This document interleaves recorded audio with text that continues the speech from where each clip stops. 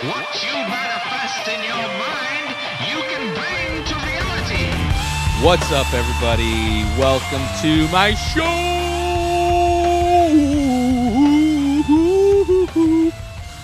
Bring the pain. Bring the pain. This episode, UFC. UFC happened. UFC specifically headlined by Dustin Poirier and Eddie Alvarez. UFC on Fox. This was on July 28th. And it was a good card. Pretty good card. I think I watched all the fights except for I missed the beginning. I think the first round of Alexander Hernandez versus Olivier Aubin-Mercier. Yeah. Missed the first round. It seemed like I knew who was going to win that one, though, because I came in and Olivier Aubin-Mercier was gassed the fuck out, and the other dude looked to be out wrestling him, so it seemed like maybe he got the first round and then the last two. But yeah, so it was also Joanna Jędrzejczyk fought.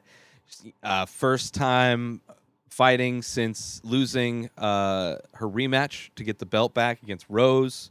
She's fighting Tecia Torres, which I think is the first time they fought. And Joanna wins it. Decision. She looked okay. She didn't necessarily remind me of the Joanna that was on the rise to getting the belt, and even when defending the belt, how dominant she was in fights. Like, yeah, for some reason, I didn't see it. Tecia also kind of seemed like a little afraid or tentative to let go in exchanges. Like, they had a few exchanges. Joanna got clipped a couple times. Joanna looked like smaller even than she used to, and I don't know if it's been a while. I don't know. It just seems like she's lost a bunch more weight since even the last time she fought. But she's thin anyway. It just seemed more so. But yeah, Tecia Torres spent a lot of the time pushing Joanna up against the cage, trying to go for a single leg, which is one of the most boring trends that I've seen. I mean, Holly Holm likes to do it a lot, where she'll just push somebody up against the fence trying to work for a takedown that never even gets close to advancing from just her holding on to a single leg. This was way more activity than that, but it definitely reminded me of those exchanges that Holly Holm likes to get into in the clinch on the cage. But yeah, Tecia Torres wasn't able to do much.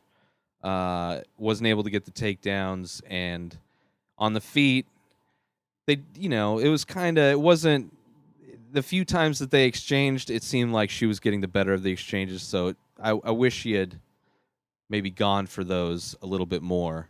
Jeremy Stephens. So I thought Tecia might win it just because we didn't really know. Kind of hard to gauge. Joanna, I mean, she pretty much got destroyed in both of her fights against. Well, I guess the second one went to a decision, but it was pretty obvious decision. I think her second fight with Rose. So I don't know. I mean, she won it. She was the number one contender, so we'll see who she fights. I doubt she's going to get a rematch already. She's probably going to fight somebody else. I don't know who, maybe Andrade or something like that. But good win for her. We'll see where she goes from here.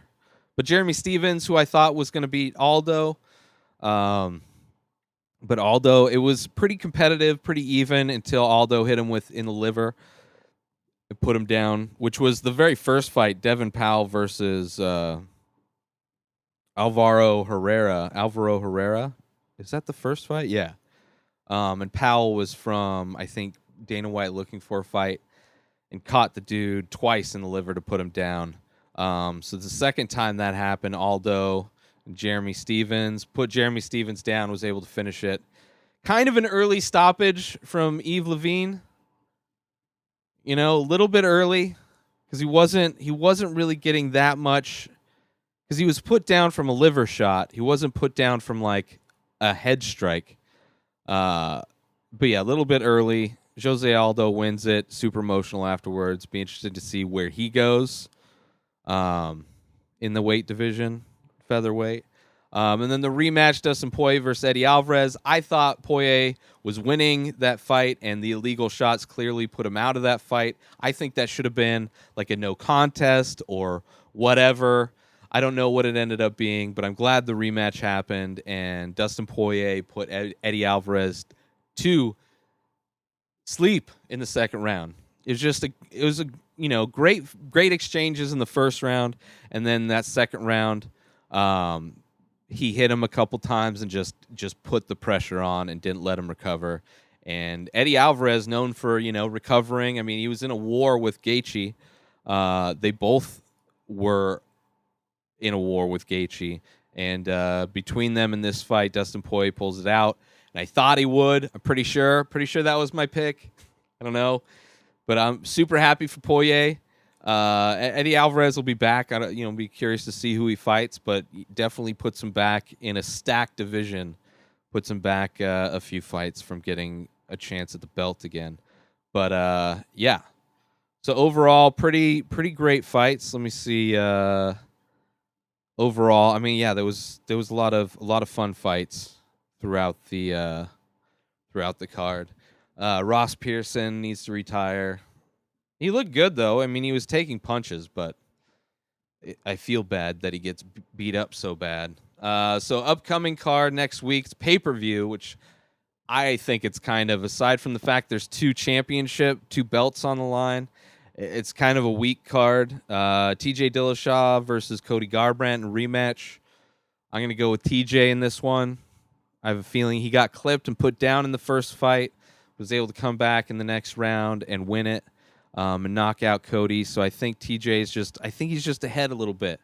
I think he's just that much ahead unless Cody finds a new gear and somehow looks like he did against Dominic Cruz. Then Demetrius Johnson still not fighting anybody of note, although Henry Cejudo looking more interesting with his karate style. And he looked pretty good, especially now that he's got it seems like he's fell in love with kind of a different style of stand-up. Maybe that'll help him balance out with his wrestling. So it'll be interesting to see, but I don't see Demetrius losing this fight. So I got Demetrius Johnson winning. Hopefully, after TJ, if both TJ and him win, they can put on that super fight and finally give Demetrius Johnson some fucking competition for once, since he's racking up this crazy record of defending the belt, but not really fighting against anybody that's even close to his level. Then there's a bunch of other fights. Brett Johns is the feature bout on the prelims against Pedro Munoz. Should be fucking interesting. Brett Johns, I think he lost his last fight, but he's looked really good. Anyway, so that's the card coming up. It's like none of these other fights. It's not like a stacked card. Cub Swanson's versus Renato Moicano. I'm living in Palm Springs, La Quinta. I got to go Cub. I mean, I love Cub anyway, but now I'm back in the Valley, and he's a Valley guy. So I'm going Cub, which I would be going anyway, and hopefully it gets him back on track to get closer to that belt. But yeah, so those are my picks, my reviews for the UFC fights. You can follow me on social media at Ray Taylor on Twitter and on Instagram. All of my work is over at InspiredDisorder.com. And if you want exclusive premium content, go sign up over at patreon.com/inspireddisorder. All the links for everything are right up there in the info. That's it, everybody. Have a great rest of your week. Peace out.